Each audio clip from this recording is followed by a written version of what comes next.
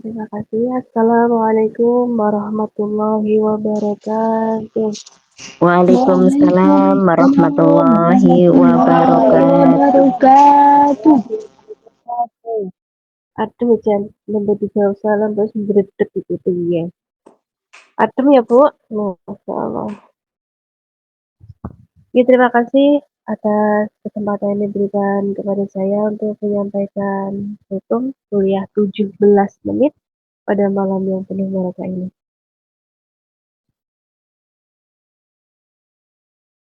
أعوذ بالله من الشيطان الرجيم بسم الله الرحمن الرحيم الحمد لله الذي أنعمنا بنعمة الإيمان والإسلام ونصلي ونسلم على خير الأنام محمد وعلى آله وصحبه أجمعين أما بعد.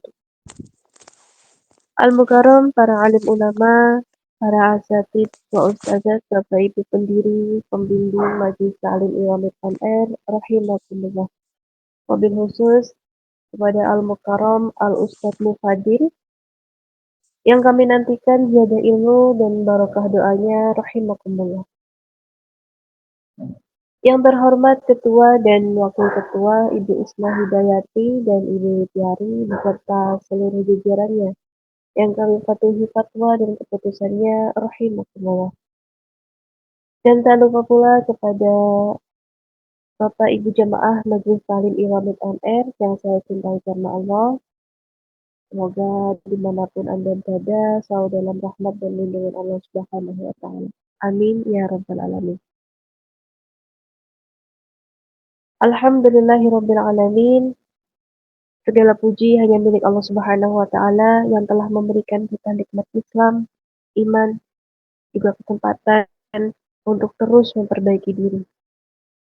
Salawat serta salam semoga senantiasa tercurah kepada junjungan kita Nabi Agung, Nabi Yuna Muhammad Sallallahu Alaihi Wasallam, kepada keluarganya, sahabatnya, dan seluruh pengikutnya hingga akhir zaman.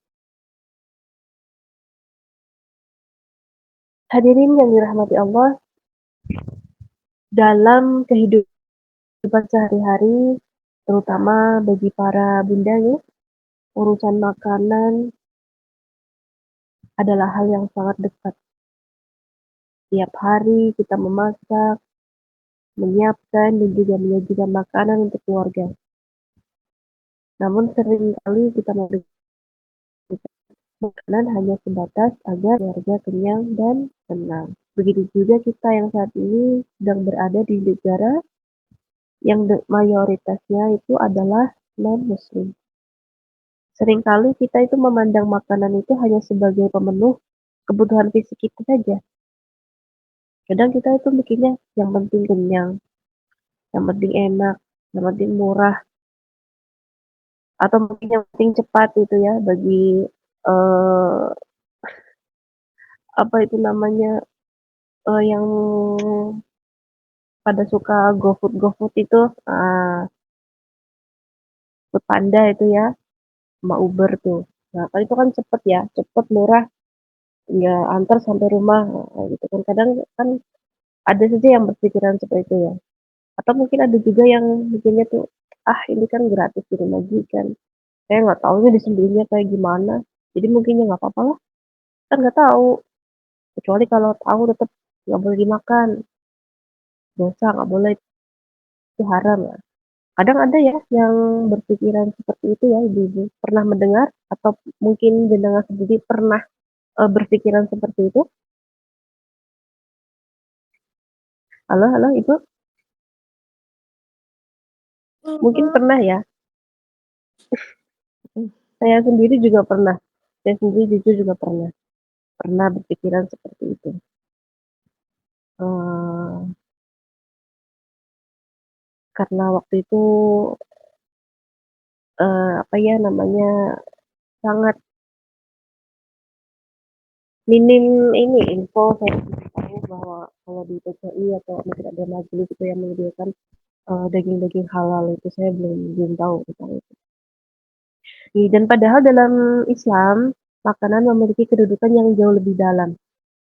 Bukan hanya mengenyangkan perut tetapi juga membentuk kepribadian. mempengaruhi akhlak, dan juga menentukan kualitas ibadah seseorang. Allah Subhanahu wa taala berfirman, Bismillahirrahmanirrahim. Ya ayyuhan nasu kulu mimma fil ardi halalan thayyiban wa la tattabi'u khutuwatis syaitan innahu lakum aduwwum mubin.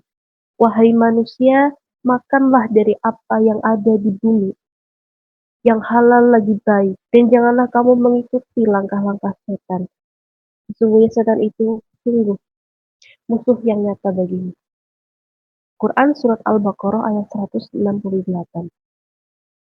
Ayat ini tidak ditujukan kepada orang berilmu atau para ulama saja, tetapi juga kepada seluruh manusia. Ya ayuhan nasu, wahai manusia, kepada seluruh manusia, termasuk kita semua. Allah memerintahkan bukan hanya makanan yang halal, tapi juga thayyib, dan juga membawa keberkahan bagi tubuh kita. Bapak Ibu jemaah yang Allah, kita harus berhati-hati dalam mengkonsumsi makanan. Menentukan makanan yang masuk ke dalam tubuh kita, memastikan bahwa makanan atau minuman yang masuk ke dalam tubuh kita ini adalah makanan yang halalan thayyiban. Bukan hanya tapi juga thayyib. Bukan hanya pada diri kita, tapi juga kepada keluarga kita. Kita juga harus menentukan apa yang masuk ke dalam tubuh keluarga kita. Itu sangat penting juga. Karena dari dapur yang sederhana, itu bisa lahir generasi yang berakhlak mulia. Makanan yang halal dan baik akan menjadi darah dan juga daging. Lalu membentuk sikap dan perilaku. Bagaimana sabda Rasulullah SAW yang artinya setiap daging yang tumbuh dari barang yang haram, maka neraka lebih pantas bagi. Hadis riwayat At-Tirmidzi. Jadi hadis ini mengingatkan kita agar berhati-hati dalam memilih bahan makanan dan sumber rezeki kita. Karena dampaknya tidak hanya pada tubuh, tetapi juga pada hati dan juga akal kita. Hadis ini juga bukan untuk menakut-nakuti semata ya, tetapi sebagai peringatan. Peringatan agar kita lebih berhati-hati terhadap apa yang kita konsumsi. Hadirin yang dirahmati Allah, saya ingin menceritakan tentang sebuah kisah ya dari salah satu sahabat Nabi yang bernama Abu Bakar As-Siddiq. Jadi pada suatu hari Abu Bakar As-Siddiq menerima makanan dari hamba sahayanya. Kemudian tanpa ragu, beliau langsung mencicipinya. Dan si hamba sahaya pun heran dengan peristiwa yang tak terduga, yang nggak biasa ini, nggak biasa biasanya gitu ya. Uh, Sayyidina Abu Bakar As-Siddiq tanpa nanya, tanpa basa-basi, langsung saja dilahap. Dan langsung saja dimakan. Kemudian si hamba sayanya itu pun bertanya kepada sahabat Abu Bakar As-Siddiq, kau selalu menanyakan asal makanan yang aku bawa, tapi mengapa hari ini tak berbuat demikian? Kemudian sahabat Abu Bakar As-Siddiq pun menjawab, maaf, rasa laparku membuatku lupa menanyakan hal itu. Dari mana kamu mendapatkan makanan ini? Jawab beliau. Kemudian hamba sayanya itu lantas menjelaskan bahwa dulu ia pernah berprofesi sebagai tukang ramal. Sebagian orang yang diramal oleh si hamba sahaya itu ada yang membayar kontan, namun ada juga sebagian lain yang berhutang. Dan mereka yang berhutang menjanjikan pelunasannya pada saat memiliki uang. Nah, kebetulan pada saat itu, si hamba sahayanya ini bertemu sama orang-orang yang punya hutang, yang menjanjikan hutang atas jasa ramalannya itu. Dan mereka juga yang membawa makanan-makanan itu yang disajikan kepada sahabat Abu Bakar. Kemudian sahabat Abu Bakar pun langsung sontak gelagapan. Dan beliau sambil berteriak, kau hampir membunuhku, kata beliau.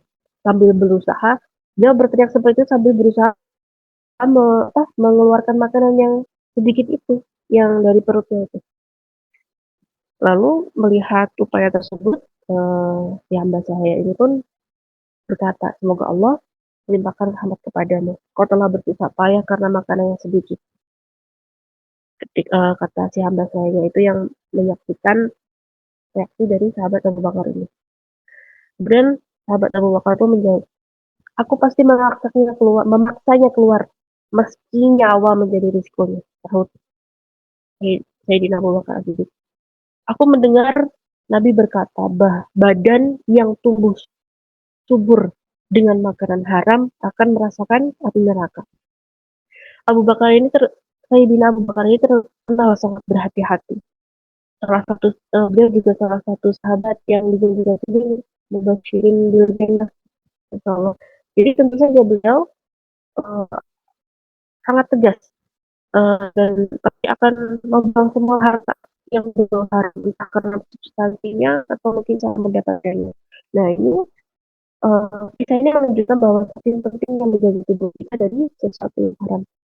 Beliau sahabat Abu Bakar ini sampai segini, Masya Allah. Nah itu harus rela bersama nyawanya, beliau rela. Yang penting makanannya itu nggak masuk ke dalam tubuh beliau, tidak dicerna oleh tubuh beliau, Masya Allah. Tapi kalau kita lihat pada diri kita, terutama saya gitu, saya nggak memaksakan kita ya, tapi akan saja saya dari jujur dulu juga saya tidak terlalu berhati-hati karena belum itu kan seperti yang tadi saya ceritakan belum tahu kalau di PKP itu ada dari haram, belum pernah majelis juga dulu itu. Jadi saya juga beranggapan bahwa semua yang di toko Indo itu halal, padahal belum tentu ya. Belum tentu semua makanan yang ada di toko Indo itu halal, belum tentu. Karena mereka juga kan membelinya banyak dari pasar gitu. Makanya kita juga harus berhati-hati ya. Bukan hanya dari yang kita beli, yang kita makan, tapi juga ketika kita berkunjung ke toko Indo atau ke tempat-tempat yang itu menyajikan daging-daging atau yang paling banyak mbak PRT dikejar itu apa itu cipai itu. Kan kita belum tahu mana kadang digorengnya di minyak yang sama dengan B2. Nah itu kan benar-benar kita tuh harus hati-hati sekali. Jadi eh ya itu ya kayak karena itu bentuk ketidakhati-hatian saya pribadi juga dulu itu ya. Makanya malam ini saya mengangkat tema kultum ini sebenarnya ya untuk pengingat diri sendiri juga gitu, biar ingat terus gitu. Oh saya dulu pernah mengangkat tema kultum ini di Wamit. Biasanya kan lebih lebih mudah diingat ya daripada yang kita baca, tapi nggak ada kenangannya, nggak pernah ada aksinya gitu. Ini kembali lagi ke pembahasan. Kemudian makanan yang haram juga berpengaruh dalam terkabul atau tidaknya doa kita. Nah, sebagaimana Rasulullah Shallallahu Alaihi Wasallam bersabda yang artinya sesungguhnya Allah itu maha baik dan tidak menerima kecuali yang baik. Dalam hadis yang sama Rasulullah Shallallahu Alaihi Wasallam juga menjelaskan tentang seseorang yang berdoa dengan sungguh-sungguh tetapi doanya tidak dikabulkan karena makanan dan minumannya berasal dari yang haram. Ini menjadi pelajaran penting bagi kita, terutama para ibu ya, yang sering mendoakan anak-anak dan keluarganya. Nah, makanan yang halal dan baik juga menjadi salah satu kunci agar doa-doa kita diijabah oleh Allah Subhanahu wa taala.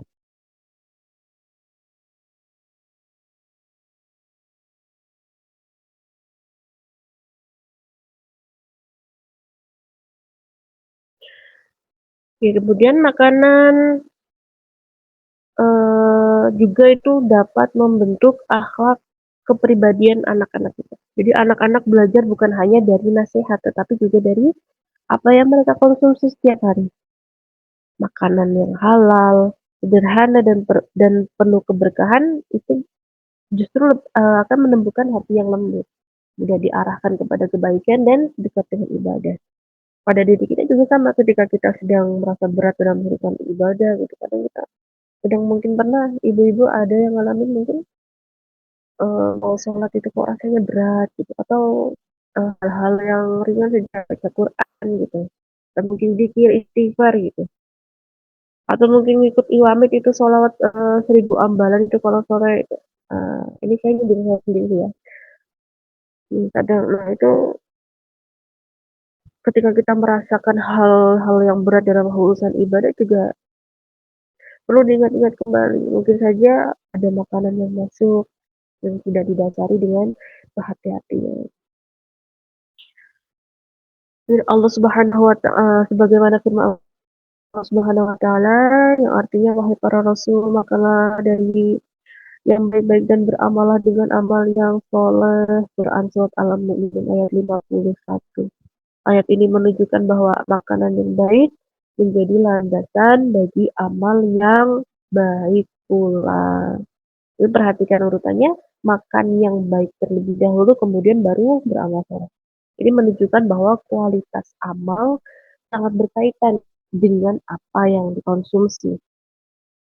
Islam juga mengajarkan kita untuk tidak berlebihan dalam makan. Rasulullah SAW bersabda yang artinya, cukuplah bagi anak Adam beberapa suap untuk menegakkan tulang punggung. Hadis riwayat Tirmizi. Makan secukupnya membuat tubuh sehat, ibadah lebih ringan, juga hati lebih tenang. Kesederhanaan dalam makan juga mengajarkan kita untuk bersyukur atas nikmat Allah yang tiada terbatas. Niki ngomong-ngomong, nemeng-nemeng, ini ada yang mendengarkan saya atau tidak ini? Ada, Bu. Coba Mendengarkan, Bu. bukan ustazah. Alhamdulillah. Kirain Menyimak. ustazah males gitu. Benar ini alhamdulillah terus sembuh. Jadi ustaznya belum tahu nih, sudah tahu nih. Wah, udah habis ini udah.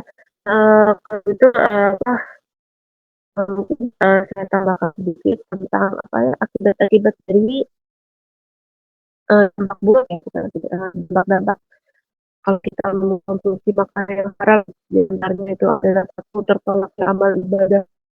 Jadi orang yang mengkonsumsi makanan haram amal ibadahnya tidak diterima oleh Allah Subhanahu Wa Taala. Sebuah ibadah itu akan berkurang. Sedekahnya ia keluarkan bernilai sia-sia. Sholatnya pun hanya tinggal dikatakan saja tanpa ada pahalanya. Jadi dulu ada seorang sahabat Nabi Muhammad SAW bernama Sa'ad bin Abi Waqqas meminta nasihat kepada baginda Nabi supaya doa-doanya dikabulkan. Kemudian Rasulullah SAW bersabda, wahai Sa'ad, Sa'ad, perbaikilah makanannya, makanlah makanan yang halal. Niscaya engkau akan menjadi orang yang selalu dikabulkan doanya. Dan demi jiwaku yang ada di tangannya, sungguh jika ada seseorang yang memasukkan makanan haram ke perutnya, maka tidak akan diterima amalnya selama 40 hari. Dan seorang hamba yang dagingnya tumbuh dari hasil menipu dan riba makan neraka lebih layak untuknya. Kemudian yang kedua terabaikannya doa. Dampak buruk yang kedua itu memakan makanan haram ada yang jika memakan makanan haram adalah oleh Allah Subhanahu wa taala.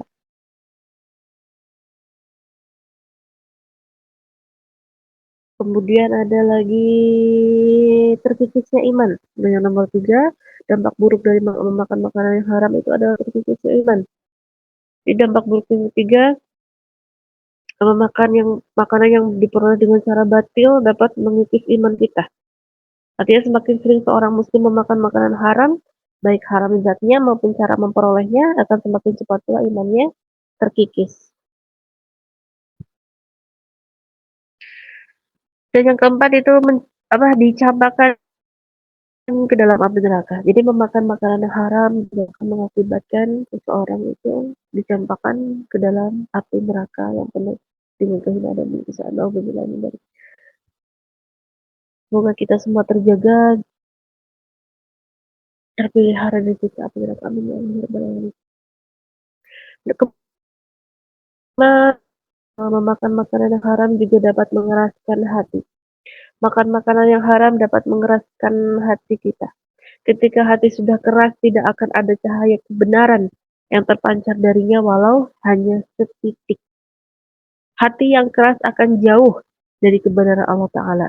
Karena itu apabila seseorang sulit menerima kebenaran, bisa jadi yang bersangkutan adalah sering mengkonsumsi makanan atau minuman yang haram.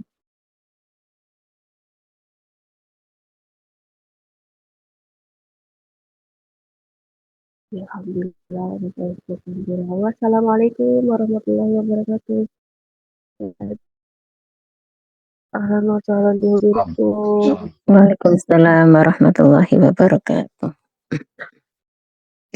Ya, alhamdulillah. Ya, mohon maaf izin Ustaz, izin saya menutup dulu. Alhamdulillahirabbil alamin. Beliau Al-Mukarram Ustaz Musa sudah hadir ya, sudah hadir di tengah-tengah kita. Dan terakhir dari saya, mari kita niatkan setiap sebagai bagian dari ibadah, walaupun sederhana, saya perlu berdoa.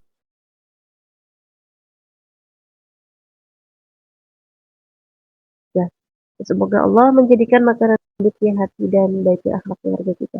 Rabbana hab lana min azwajina wa dzurriyyatina qurrata a'yun waj'alna lil muttaqina imama. Amin ya rabbal alamin. Wallahu a'lam bishawab. Wabillahi taufiq. Sekian dari saya. Kurang lebihnya mohon maaf lahir dan batin. Saya akhiri wabillahi taufiq wal hidayah wa ridha wal inayah. Wassalamualaikum warahmatullahi wabarakatuh. Waalaikumsalam warahmatullahi wabarakatuh. wabarakatuh. Kesempatan selanjutnya saya kembalikan kepada Ibu pembawa acara. Terima kasih, Bu. Terima kasih saya sampaikan kepada Ibu Iis Soleha yang telah menyampaikan kultum tadi dengan begitu singkat, padat, dan penuh semangat. Semoga dengan kultum tadi membawa manfaat khususnya untuk Ibu yang menyampaikan kultum tadi untuk kita semua. Amin ya robbal alamin. Hadirin jamaah rahimakumullah, untuk acara selanjutnya yaitu kajian inti dan doa yang akan disampaikan oleh Al-Ustadz Tri Noviantoro Murad. Namun sebelumnya, mari jamaah dibuka muknya, kita sapa terlebih dahulu Al-Ustadz Tri Noviantoro Murad yang sudah hadir di tengah-tengah kita. Mau Fadil, Bu, ngapunten. Oh, Ustaz Fadil, Bu. Bu Fadil. Ya, monggo. Kepada beliau, Assalamualaikum warahmatullahi wabarakatuh. Waalaikumsalam warahmatullahi wabarakatuh. Nama saya masih tetap Fadil. Nggih, ngapunten Pak Ustadz Mufadil. Nggih. Beliau sampun hadir di tengah-tengah kita, mari kita sebelum memulai kajian ini, mari kita bersama-sama bersolawat terlebih dahulu menyambut beliau kepada baginda Nabi Muhammad SAW. Sallu ala Nabi Muhammad. Allahumma salli wa sallim wa barik alaihi wa ala alihi wa ashabihi. Ya Nabi salam alaika, ya Rasul salam alaika, ya Habib salam alaika, salawatullah alaika. Allahumma salli wa sallim wa barik alaihi wa ala alihi wa ashabihi. Kepada Al-Ustadz Mufadil, segala hormat kami persilakan. Sumangga Ustadz. Assalamualaikum warahmatullahi wabarakatuh. Waalaikumsalam warahmatullahi wabarakatuh. A'udzubillahi minasyaitonir rajim. Bismillahirrahmanirrahim. Alhamdulillahi rabbil alamin. Alhamdulillahilladzi ja'ala al-ilma rafa'a sifati kamaliyah. Asyhadu an la ilaha illallah wahdahu la syarikalah wa asyhadu anna Muhammadan abduhu wa rasuluh. Khassatullahu ta'ala bi jami'i kamalatil ubudiyah sallallahu alaihi sayyidina Muhammadin ladzi malallahu ta'ala qalbahu sallallahu alaihi wasallam min jalalil a'la jalla wa ala wa ayyanahu sallallahu alaihi wasallam min jamalil asnaf Rasulullah alaihi wasallam masruran mansuran wa ala alihi ashabihi wasalikina ala nahjihi fanalu khairan wafiran amma ba'du. Hadirinul hadirah, teman-teman Lewamit on Air, para pendiri, pembina, Dewan Asatidah, Dewan Syuro, Ketua Lewamit on Air, baik ketua kelompok belajar maupun ketua Taklim Lewamit on Air, para pengurus harian Lewamit on Air, maupun pengurus harian kelompok belajar dari Mawar sampai Tulip, teman-teman semuanya yang hadir pada malam hari ini. Harapan saya, keinginan saya pribadi selalu bersyukur pada Allah Subhanahu wa taala. Sehingga di situ saya pun juga punya harapan bahwasanya kita semua syukur terhadap nikmat-nikmat yang Allah telah berikan kepada kita semua. Maka dari itu, perkenankan saya mengajak teman-teman semuanya untuk senantiasa bersyukur pada Allah Subhanahu wa taala dari segala nikmat yang telah Allah berikan kepada kita semua. Karena pada dasarnya Allah Subhanahu wa taala menciptakan kita dari tidak ada menjadi ada, dan kemudian itu memberikan nikmat berupa Islam pada kita. Maka tentu menjadi suatu kewajiban bagi kita semuanya selalu mensyukuri daripada nikmat Allah yang telah diberikan kepada kita semuanya. Karena apabila kita selalu mensyukuri nikmat Allah Subhanahu wa taala, tentu sering disampaikan lain syakartum lazidan wa lain kafartum inna adzab lasyadid. Misalnya, mudah-mudahan kita semuanya tergolong tercatat menjadi umat yang pandai mensyukuri daripada nikmat Allah Subhanahu wa taala. Amin ya rabbal alamin. Hadirin wal hadirat, teman-teman semuanya, saya sampaikan marilah selalu senantiasa berselawat atas baginda Nabi Muhammad sallallahu alaihi wasallam yang kita harapkan syafaatnya, dan mudah-mudahan kita semua yang hadir pada malam hari ini, keluarga kita dimanapun berada, mudah-mudahan tergolong tercatat menjadi umat yang mendapat syafaat baik di dunia maupun di akhirat. Amin ya rabbal alamin. Hadirin wal hadirat, teman-teman di Lewamit on Air, mudah-mudahan selalu dan senantiasa diberikan kebahagiaan oleh Allah Subhanahu wa taala, walaupun di situ jauh dari keluarga, jauh dari saudara, jauh dari suami. Namun suasana kegembiraan, suasana kebahagiaan, di mana kebahagiaan tersebut antara lain atau kebanggaan bagi teman-teman yang situ bisa memberikan sumbangsih atau kontribusi atau emansipasi bagi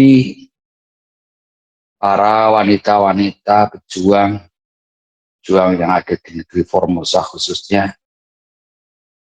yang mempunyai harapan sangat besar, di mana sering saya sampaikan lebih maju banding tidak berangkat ke situ, langkah 2-3 langkah lebih maju dari sisi apapun, baik sisi ekonomi maupun ilmu pengetahuan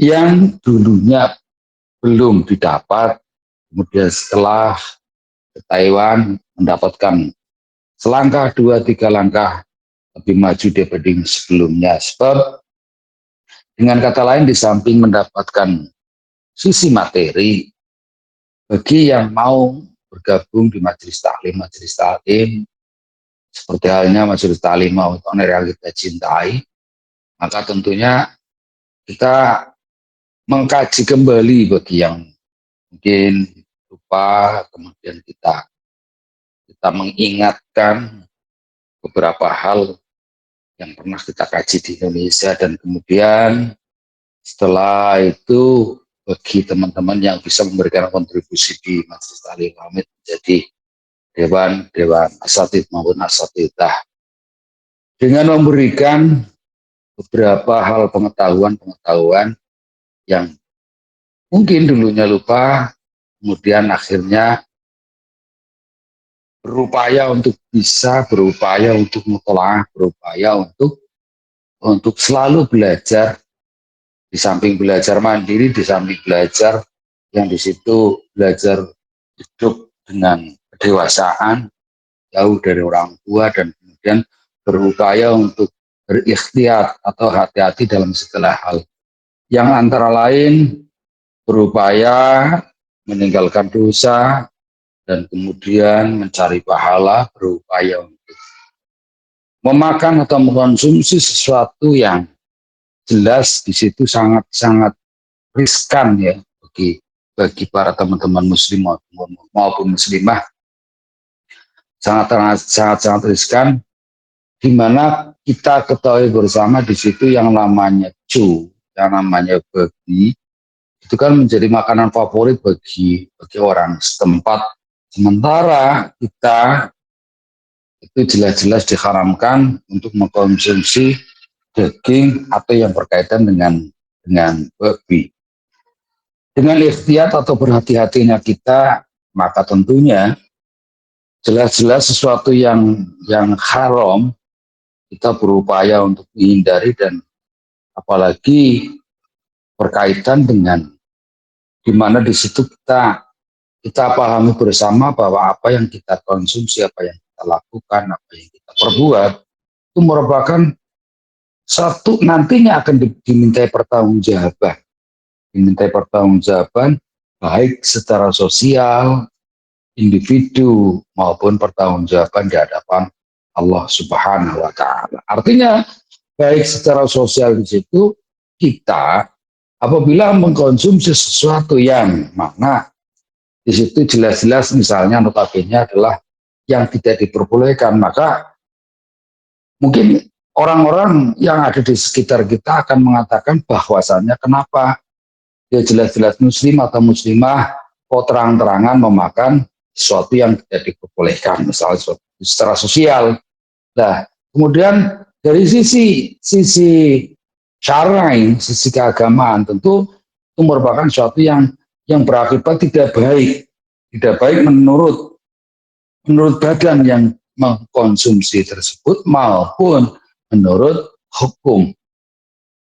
Diterangkan bahwa aman tarakad dunub raqqa qalbuhu wa man tarakal haram wa galal halal sofat fikratuhu. Jadi barang siapa yang di situ meninggalkan dosa, jadi saya katakan, kita berupaya untuk meninggalkan dosa, tidak mengkonsumsi sesuatu yang sangat-sangat riskan. Kita berupaya untuk menghindari hal-hal yang di situ, terutama ini mengkonsumsi sesuatu yang mana para majikan-majikan kita yang ada di Taiwan, apalagi yang perempuan ini kan kesehariannya mungkin mengolah daging, dan kemudian kita berupaya, bahasa saya kita, teman-teman itu yang perempuan berupaya untuk memisahkan sesuatu yang mudah-mudahan tidak tercampur dengan apa yang dikonsumsi oleh para majikan-majikan yang ada di Taiwan. Misalnya seperti itu. Kita adalah teman-teman semuanya. Dengan demikian, itu menjadi sesuatu yang bernilai plus bagi teman-teman yang berupaya untuk meninggalkan dosa. Karena apabila kita berupaya meninggalkan dosa, yaitu hatinya akan lembut. Tadi sekilas saya mendengar bahwa seseorang yang mengkonsumsi sesuatu yang tidak baik, baik itu haram maupun syubhat, itu berakibat kepada darah. Nah, padahal kita tahu bersama bahwa setiap orang itu menjadi organ tubuh yang menjadi penentu itu adalah darah yang menggumpal di dalam tubuh manusia, yaitu yang disebut dengan hati. Jadi apabila hatinya baik, maka semua organ tubuh itu akan menjadi baik. Artinya menjadi baik, lisan itu akan mengucapkan sesuatu yang baik, dan kemudian organ-organ tubuh yang lain pun akan berupaya atau berusaha untuk melaksanakan kegiatan-kegiatan yang bernuansa baik pula. Dan kemudian bagi seseorang yang menghindari dari sesuatu yang haram, man tarakal haram wa akalal halal sofat fikratuhu. Dan meninggalkan perkara-perkara yang haram serta memakan yang halal, maka sofat fikratuhu, cemerlanglah pikirannya. Jadi mohon maaf, sedikit saya luruskan, di situ dosa berkaitan dengan hati, berkaitan dengan akal daripada organ tubuh yang menjadi penentu kita, dan kemudian makanan juga menjadi bagian daripada penentu. Dosa di dalam satu keterangan diibaratkan satu kertas putih atau tisu misalnya, itu apabila kita melakukan satu dosa, maka satu titik. Mending melakukan dosa lagi, maka menjadi dua titik. Melaksanakan dosa seterusnya, maka menjadi tiga titik. Dan filosofinya, satu titik itu sedikit, kemudian ditambah lagi akan melebar, ditambah lagi akan melebar.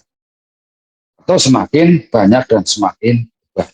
Ibaratkan suatu tisu atau tinta yang di situ diteteskan, yang ditetesi dengan tinta maksud saya. Suatu lembaran putih tisu yang di situ ditetesi dengan tinta, maka setiap tetes yang diterima oleh tisu itu ini mengakibatkan hal-hal yang terkait dengan hati. Filosofinya seperti itu.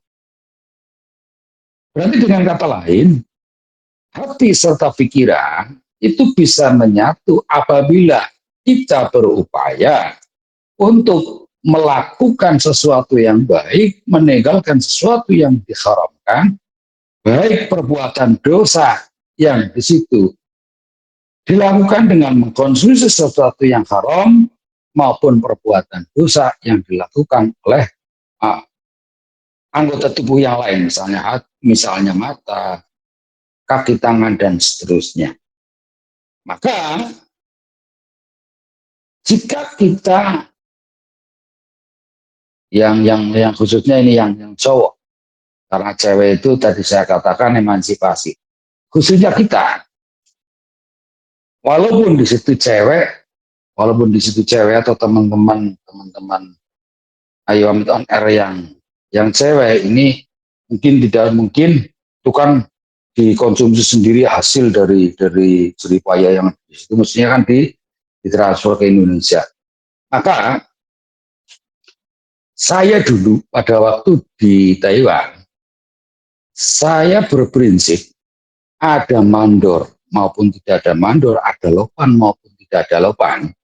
Saya punya prinsip di mana di situ jam kerja saya harus masuk, jam kerja saya harus kerja, jam istirahat saya istirahat, jam pulang saya pulang. Saya tidak berupaya untuk yang penting dari pagi misalnya, di kala pagi yang penting sampai sore, atau di kala malam, malam sampai pagi misalnya. Saya tidak punya prinsip yang seperti itu, tapi saya prinsip saya, apa yang menjadi hasil saya nanti, itu bukan hanya sekedar saya konsumsi sendiri, dan kemudian dikonsumsi oleh orang yang saya nafkahi. Maka saya berupaya untuk berhati-hati agar di situ tidak menimbulkan sesuatu yang tadi saya gambarkan, satu titik noda di kertas putih misalnya seperti itu. Dan harapannya berkah. Dengan demikian, dengan bahasa lain, kita berupaya bekerja. Itu terasa di tangan, terasa di organ tubuh, dan juga terasa di hati serta pikiran, berupaya untuk tidak menggerutu apapun yang di situ yang menjadi tantangan kita bersama. Kesimpulannya, seseorang apabila berupaya untuk ikhtiar atau hati-hati dalam mengkonsumsi makanan, maka tentunya tidak hanya berdampak pada pikirannya saja, tetapi juga berdampak pada perbuatan. Perbuatan seseorang itu bisa dicerminkan, apalagi mohon maaf, bagi yang sudah punya keluarga dan kemudian sudah punya anak misalnya, di diajari itu kadang-kadang sulit ya, jadi kadang-kadang tidak masuk, dinasehati kadang-kadang mohon maaf, kemudian dari anak-anak kita yang khususnya bergabung pada malam hari ini tidak seperti yang saya katakan misalnya, bahasanya ya apa ya, pokoknya sulit dinasehati misalnya, itu mestinya harus mestinya harus kita berpikir atau introspeksi bahwa sebenarnya ini merupakan suatu hal yang berkaitan dengan genetika atau berkaitan uh, dengan makanan yang di situ diberikan kepada anak-anak kita. Maka mohon maaf sekali, bukan saya pamer, bukan saya riak. Kemarin dulu saya pernah menyampaikan pada istri saya kan ceritanya ngadopsi nih, ceritanya ngadopsi. Nah, walhasil saya menyampaikan bahwa ini hasil yang di situ boleh dikasihkan sama namanya Abdul Malik. Ini namanya Abdul Malik. Dikasihkan sama Abdul Malik dan kemudian ini mohon maaf, ini jangan misalnya. Apabila di situ kadang-kadang saya menerima apa yang menerima upah sesuatu hal yang kadang-kadang menurut logika saya itu agak membingungkan, ini uang berasal dari apa dan kemudian seperti apa dan seterusnya. Maka saya berupaya untuk menghindari hal yang di situ mengkonsumsikan kepada anak yang saya adopsi. Kesimpulannya, kehati-hatian merupakan suatu kunci kesuksesan, sukses di dunia maupun sukses di akhirat. Subhanakallahumma bihamdika asyhadu an la ilaha illa anta astaghfiruka wa atubu ilaik. Assalamualaikum warahmatullahi wabarakatuh. Mohon maaf ini ada tamu sehingga dengan silahkan untuk yang bertugas pada malam hari ini untuk berdoa, dan saya undur diri. Assalamualaikum warahmatullahi wabarakatuh.